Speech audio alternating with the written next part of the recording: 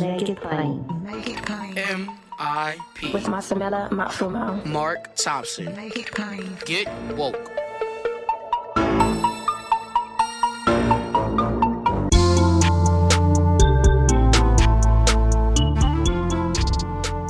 God bless you. Good morning. Get woke. Ladies and gentlemen, MIP is COVID free. Free meaning you don't need a subscription to hear MIP every day now. For a limited time, while we endure this pandemic, we want to make it available to everyone. So wherever you get your podcasts, Apple Podcasts, Spotify, Google Podcasts, Stitcher, Pandora, MIP is COVID free and available to you and everyone without a subscription.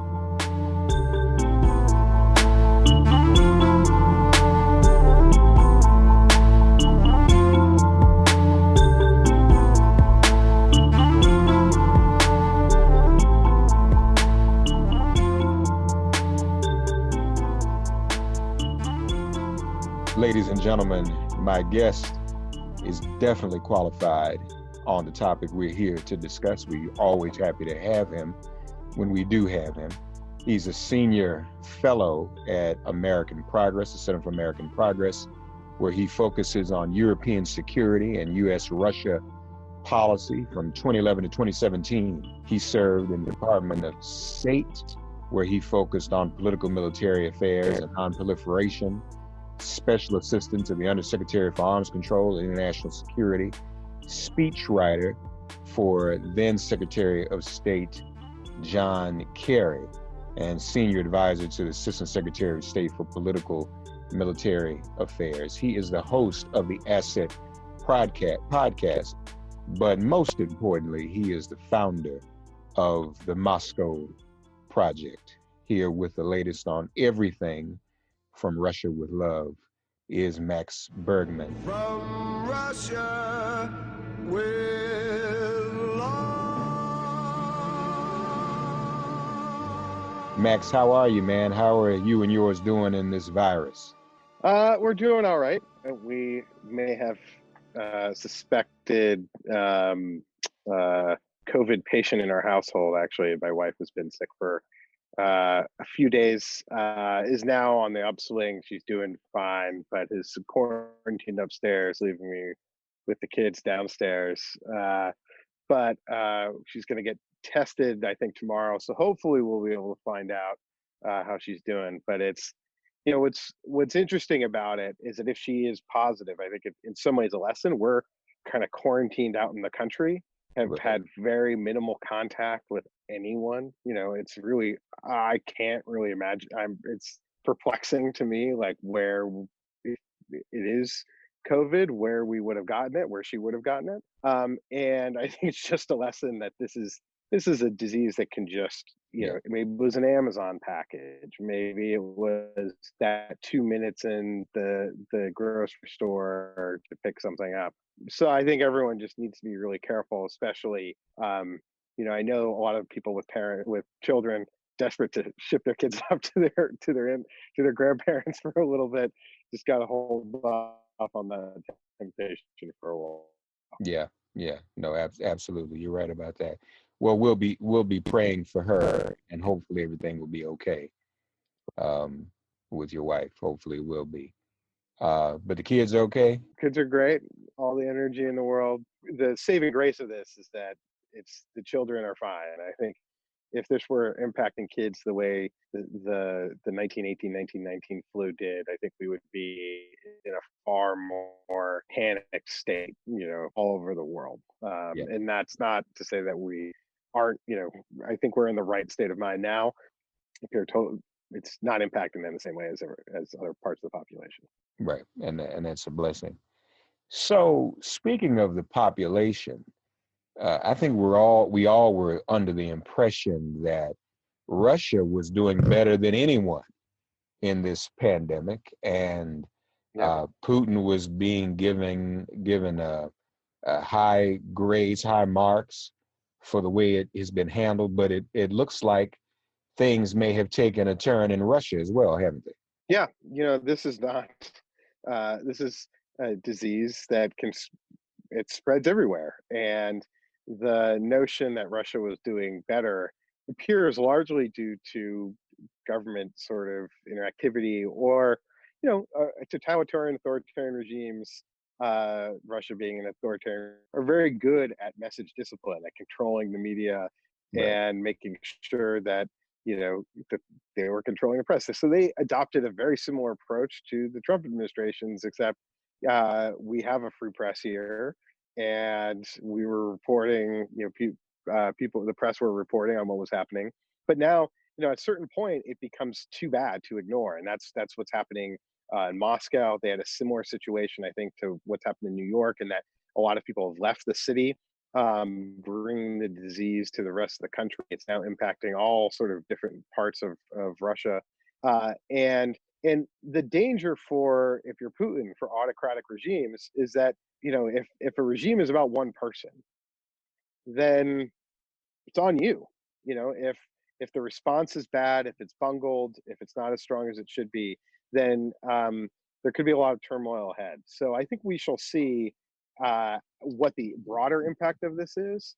But my hope, I think the thought is that this could be really uh, impact the stability of the regime, depending on how the response is. And not only, it's not simply for Russia the disease, it's the economic impact is huge, but it's the loss of the decrease in oil prices. Russia is basically a big giant gas tank, and so the decline in oil and gas prices has also really hurt the economy. So their recovery, I think, is also going to be hard for them to recover as long as oil and gas prices are low. Yeah. You mentioned it could be it could have impact the regime. Can anything impact it enough to do anything about or alter the new arrangement he's made to pretty much stay in office indefinitely, if not for life? Yeah, so what we've seen is a lot of autocratic regimes use it, or politicians, political leaders trying to exploit this crisis Right. to enhance their power. And Putin trying to make himself autocratic, basically dictator for life. I don't think there's anything in this crisis that will prevent him from doing that. They've tried to move forward. He sort of put the brakes on it at one point. But basically, that's the state of Russia as it is. It as long as Putin wants to stay in power, he's going to stay in power. And I think they saw this as an opportunity to drop that the situation was just going to be Putin for life, and now they're just sort of admitting that that's what it's going to be. I think the real question then is, knowing that we're not going to have Russia without Putin unless there's some sort of cathartic change within Russia to cause that. Is this the sort of thing that causes the broader Russian society, Russian oligarchs to say, okay, we need to change? There's some polling that, this is sort of I think it's the third or fourth consensus described it as basically people are just getting tired of him. He's been around literally for 20 years. The first day of January 1st, 2000 is when he became president. So it's been 20 years of Putin. And there's just a lack of dynamism, of energy. I think one of the questions is what we've seen from Russia is they've tried to use this crisis to make geopolitical gains. They sent medical supplies to Italy. They used a sanctioned company to send stuff to New York. They're trying to make themselves, sort of puff up their chest and look big. Will that have any impact? I think it looks pretty hollow. And now that they're really suffering, I think they're going to have a real problem sort of exerting themselves around the world. One of the things this crisis is doing is sort of leveling. It's a level set, and Russia was overextended. They had troops in Syria. They were trying to play all around the world, and now they are going to have an economic crisis. It's going to really hurt their ability to fund their military adventures. And so I think one question is, do we see them sort of pull back a little bit? And I think that's maybe something we'll see in 2020 if they're going to try to play in the U.S. election. For most of what you just described, Max, we could edit out the name Putin and substitute the name Trump. Yeah. Have the two of them been in consultation on how to respond, or better not respond, seriously to this virus? Is Trump still taking cues from Putin even in this regard? Yeah, we've seen a lot of contact. Trump and Putin have been talking regularly during this crisis, more so than they have in the past, in the previous 3 years. And on the one hand, it makes sense in the time of crisis that you're talking to various leaders, but Trump's not on the phone all the time with Angela Merkel, with Macron. The level of interaction with Putin seems to be disproportionate to Russia's influence and the fact that Russia is an ally. I think it further shows that there's a kindred spirit there. There's also been an effort by Russia to get rid of sanctions. The sending of medical equipment to New York was done deliberately, both as a PR exercise, but also they sent supplies that were made from a sanctioned Russian company. There's been indications from Trump world they're looking to get rid of sanctions because of this economic crisis on Russia. And this is the sort of diplomacy that Putin does, right? He seizes on crises to then engage leaders. After 9/11, Putin was the first leader to get on the phone with George W. Bush, and seeing there was an opportunity to sort of say, oh, we're in this together over terrorism, and to try to build ties. Putin all the time trying to use crises, and in particular, I think trying to manipulate, especially dim-witted leaders. I mean, what Trump really should be incredibly aggressively, and not simply to sort of check Western democracies that we have a lot to learn from in this crisis. There are in France and Italy, Germany, all of these countries are going similar things we're going through. They're trying different things. They're taking different steps to normalize society or certain restrictions. These are the countries that we should be regularly engaging, number one. And then number two, on the economy, our largest trading partner in the world is not China. It's the European Union. It's Europe. So when we need to rebuild our economic relations, we are going to need to have a very smooth and seamless transition where the United States and Europe both sort of come back online around the same time. It's not going to be effective if one country in the United States comes back but Europe isn't. It's still going to have a massive economic impact. So we need to really coordinate that. And there's been some effort on the more technical side. There's been G20 meetings and other things like that. But this is where, if you're the leader of the free world, you should be leading the free world. And what we see is people in Europe are describing this as the first post-American crisis, global crisis, i.e. that post-American as in America's not a factor. We're not there. It's as if we don't exist. And so they're all just trying to figure things out on their own, coordinating themselves. There's no one leading a global response. Right. And so it's a post-American world for them. Yeah. And that's really bad because it means that they're going to have to make terms with China. They're going to have to deal with Russia, and we're a non-factor. And it's going to be bad for our economy, bad for our society. And I saw you written about that as well, and written very well about it. You have to wonder whether or not, once again, you see Trump and Putin using this opportunity to further destabilize what was once the transatlantic alliance. It is that something you think? Because I mean, I know we know, as you mentioned, Putin sending stuff and trying to show, compassion and empathy, and that's his PR. But do you think at the same time he is relishing in the transatlantic instability? Oh, this is everything. If you went back 4 years ago and said that the relationship between Donald Trump or between an American president and Russia would be sort of much stronger than any country in Europe, you would be like, that's crazy. Mhm. But here we are, and to have the tension in the transatlantic alliance is it's so unprecedented. Actually, I think this is the thing that's sort of hard to articulate, that really not since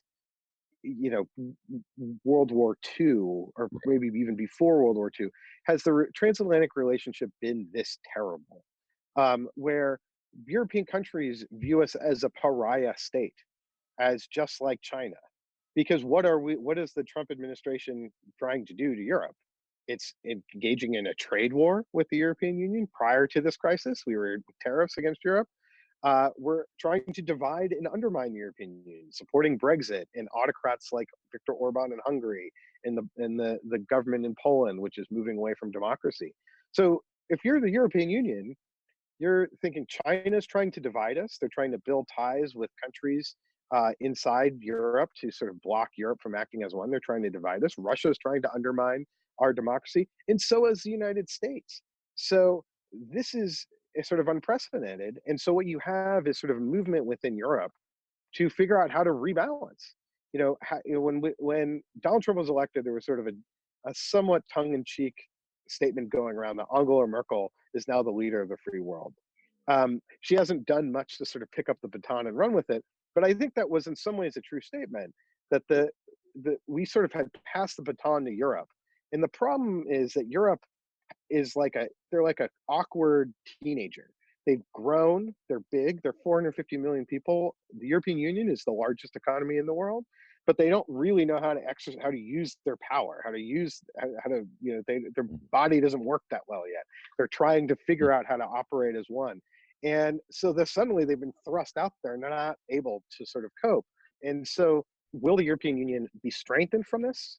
Or it will be weakened, and it's not going to be the same. It'll really be one or the other, and it's critical for the United States, and hopefully we'll have a new American administration that can work with the strength in Europe, that looks at where Europe has not been able to respond effectively, take steps to reform, and then we can have a strong transatlantic relationship going forward that then can deal with China and Russia. But that's one of the critical questions, and I would actually say the most important geopolitical question coming out of this is the strength of Europe, because so goes Europe. Basically, so goes in some ways the liberal democracy around the world, because if it's just us, we're going to be so weakened after a Trump administration. We're going to need allies, and if our allies are weakened and divided and not there, not able to partner, it's going to be a real problem.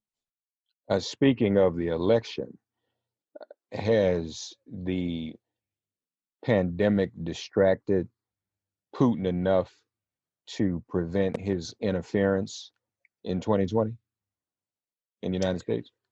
So I think that's a really good question. My guess is no, because this is still, the great thing for Putin with election interference, it's not like he has to build 10 divisions of a new army to then go fight, that then costs billions of dollars. This is interfering in American election is relatively inexpensive.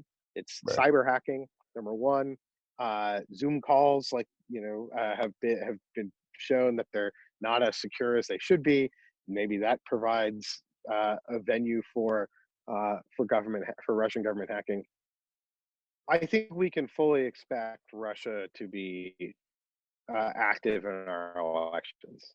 I think they're active right now in pushing coronavirus conspiracy theories, and it's a very inexpensive way for them to have undue political influence. And they have their candidate on the ballot, and Donald Trump, who's a chaos agent for the transatlantic alliance, who's a chaos agent for the United States, who's undermining American power, who's made Europeans think that this is a post-American world. He wants Donald Trump to win. It's in Russia's geopolitical interests, and I think we're going to see Putin, fully at least maintain his level of investment in interfering in our election. And the hacking is incredibly inexpensive. The cyber trolling is incredibly inexpensive. You're only paying a few hundred people, just keeping them on the job. They can work from home probably. Yeah. So, Right. So I think we're going to see that. I think the question is, I think the thing, we always have to put Russian interference in context. In 2016, was Russian interference the only reason why Hillary Clinton lost? No, it was one of the reasons why she lost, because in part that election was decided by 80,000 votes. Right. And so it's impossible to say, was it 3%, 2%? I think their Russian effort probably was more significant than many people give credit for, and definitely swung the balance. But Comey's letter was probably more important. So I think the question that we'll see is how close is this election going to be? Is number one. And then I think the other thing that I am quite concerned about what if they hack our election equipment? One of the things that we're not really talking about when we talk about vote by mail is one reason you vote by mail is because our actual voting machines, especially the electronic ones, are subject to hacking. And Right. we know this because in 2016, some of them were hacked. And this is from the National Security Agency, that woman reality winner who's still in jail, who leaked to The Intercept. What she leaked was that the Russians had figured out a way to penetrate the voting machines. And what they did is sent malware to local election officials and said, pretending to be the software company, and said, install this. Did it 10 days before the election, and some of them did it. So this is not, we're not talking about breaking into, the National Security Agency. We're talking about getting past usually sometimes senior citizens who are operating elections. The technology behind a real concern about the security of the actual vote on election day. And that is something that I think, my guess is the Russians are gonna leave themselves the option to interfere, and then they're going to see how close the election is. And if it's really close and they feel like they can create chaos, and maybe that will create an indecisive vote, they'll do it in a heartbeat. Yeah, it's interesting the ease with which Putin has access to our election systems versus the the lack of ease that many Americans have Yeah. vis-a-vis suppression and what have you. So it's easier for Putin to influence it than it is for some to actually get out and have the opportunity to vote. It is troubling to me too. I don't know if you've noticed this, but you mentioned how close it was in those states. Those states, including Wisconsin, including Michigan, are suffering deaths within the Democratic base, especially amongst African Americans, disproportionately. So you have a problem where this virus could very well kill off a number of voters, and we know how small that margin was in 2020. So enough people died by that margin. Now that's not. I'm not saying, and I'm not going to say that this is something that Trump has planned, but neglect can lead to a plan. So if you don't care about this virus, you don't act on it, which is like Putin. He didn't. He played it off. He's still denying it. He's doing a political rally, as you know, with these news conferences every day. But if the end result is, people are dying in places that might vote against me, I'm not that worried about it if I'm Donald Trump, Yeah, I think that's an interesting point, and I think that one of the leveling aspects of this is that older voters tend to vote Republican, and older voters are the ones that are being severely impacted. And I think we're about to soon see it's in Republican controlled states is where the been very slow to do social distancing, to shut things down, to do stay at home orders. And I think we're, according to experts, there's a lot of concern about the South, about other regions, rural areas that are going to soon be overwhelmed. Because rural areas, you still need to go to the corner store to get groceries, and there's oftentimes one corner store, and everyone from the town is going to that place. So I think the unfortunate thing here is the impact is going to be most heavily felt by the neediest among us, the most disadvantaged, that's poor African Americans, but also, a lot of poor in rural areas that are going to be, horribly affected because they don't have access to health care. They don't, in a lot of those Republican states, they haven't provided health care. They haven't expanded Medicare. People aren't going to go seek health care. This crisis exposes the failings of our system, of our society. Now it's also demonstrating some of the amazing aspects of our society. The fact that research is advancing, at 90 miles an hour in terms of trying to find a vaccine. But it's exposing the gaps. And one of the things that was interesting when I went back and looked at, read a few books about the 1918-1919 flu, is that the reaction in Europe was, it wasn't just the flu. A lot of it was World War I. But if the poor get sick, everyone gets sick. Yeah. So we need to have an actual national healthcare system. And so you had national healthcare systems starting to be put in place in European countries. And I think we really have to ask ourselves a question about our employer-based system when suddenly a third of the country is losing their jobs and therefore losing their healthcare. And it's not like an employer-based healthcare that was done by some like magic design. It was just, it was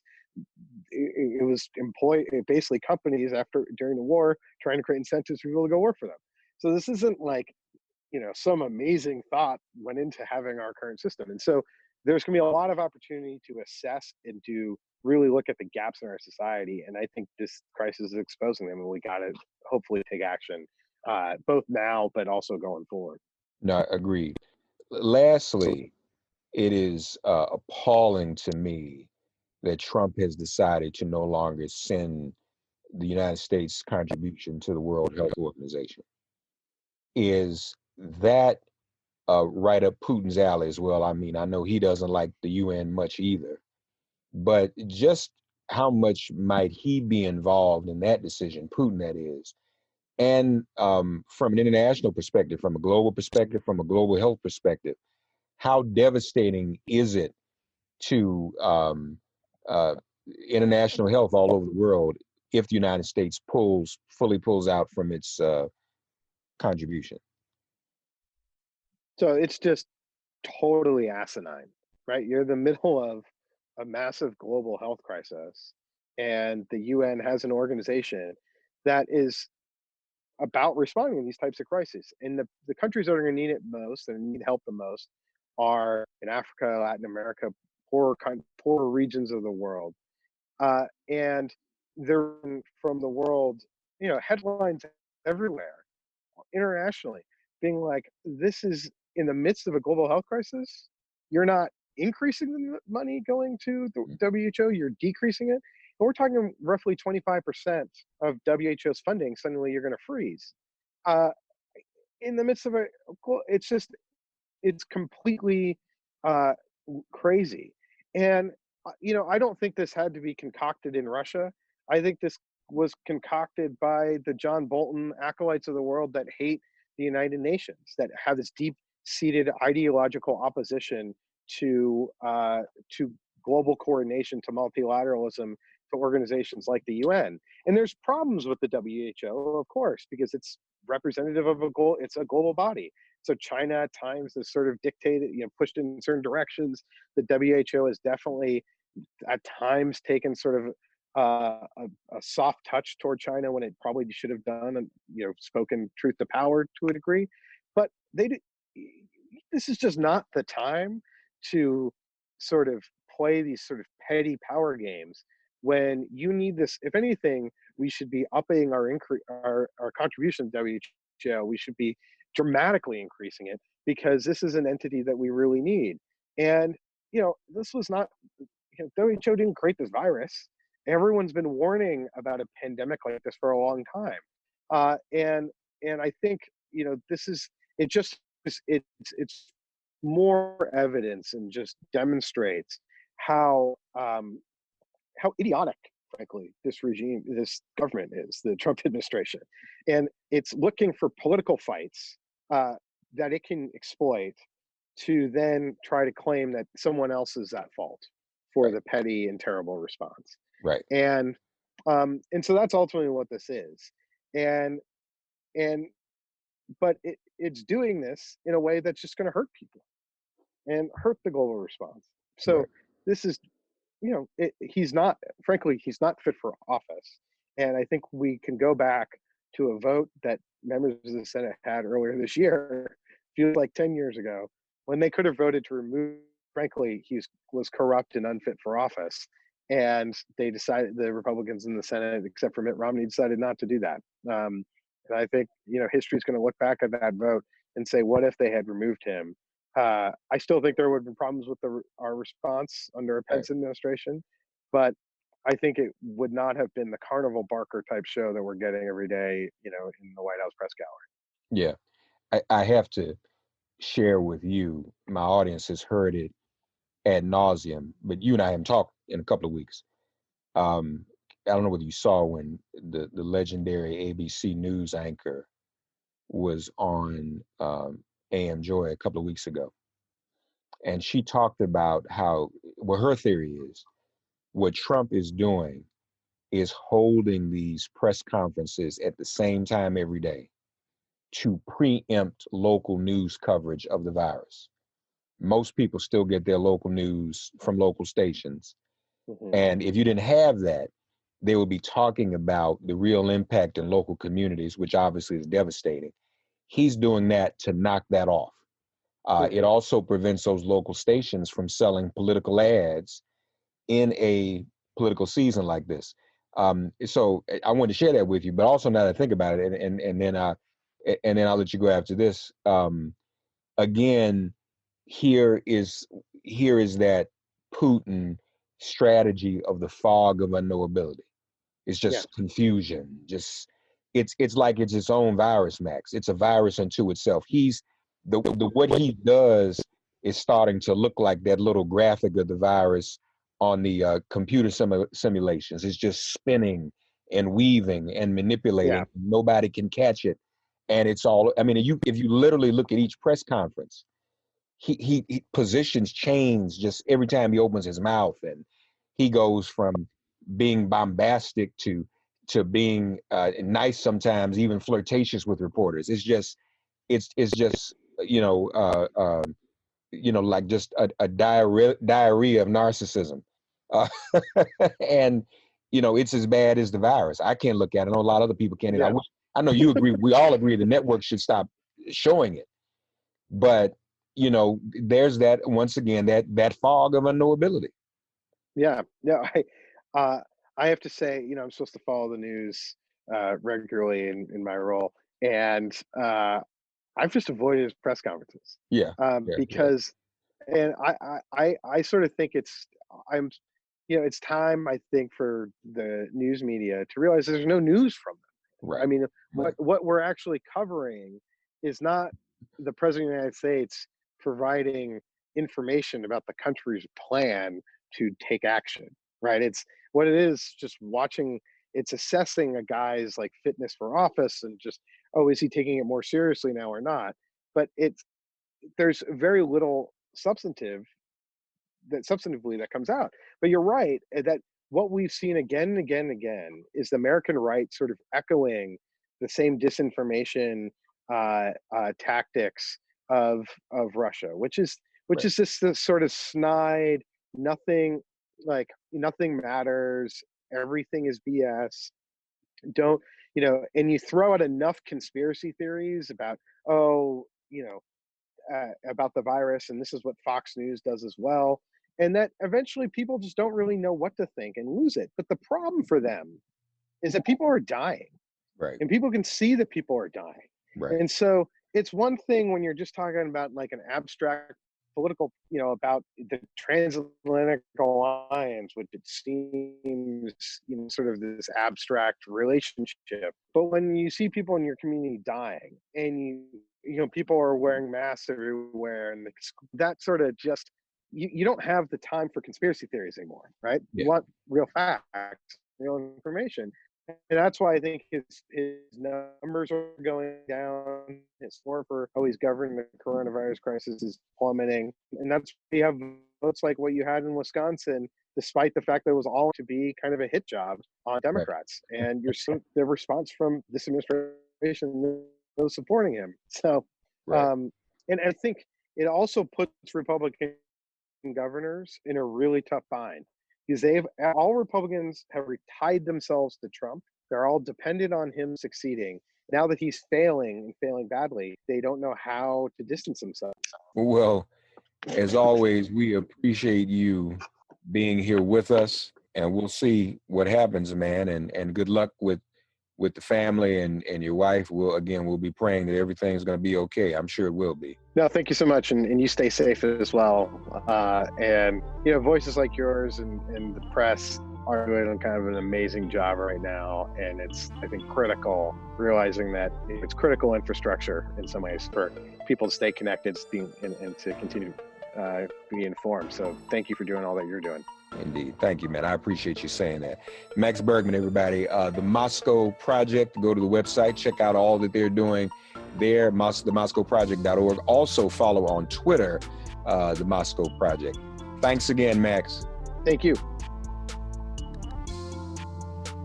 Thank you for listening to Make It Plain and Get Woke. Remember to listen, like, and subscribe on Apple Podcasts, Spotify, and wherever you get your podcasts. If all minds are clear, it has been made plain.